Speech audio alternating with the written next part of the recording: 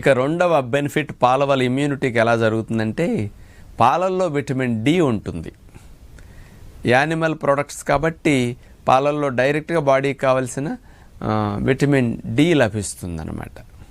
ఈ vitamin D అనేది immunity బూస్టింగ్కి బాగా ఉపయోగపడుతుంది.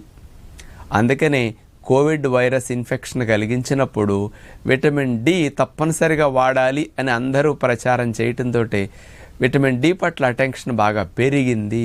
అంటే ఇమ్యూనిటీ బూస్టింగ్కి విటమిన్ సి చాలా అవసరం అన్నమాట. కాబట్టి పాలల్లో ఉండే విటమిన్ డి మనకి డైరెక్ట్గా ఇమ్యూనిటీకి సపోర్ట్ చేస్తుంది. ఇది రెండవది. మన శరీరంలో బోన్ మ్యారోలోనే ఇమ్యూనిటీ సెల్స్ అన్నీ బాగా తయారవుతూ ఉంటాయి.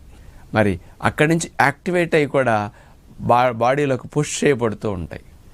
మరి కొత్త రక్షక కణాలు బాగా తయారవ్వాలంటే బోన్ మ్యారో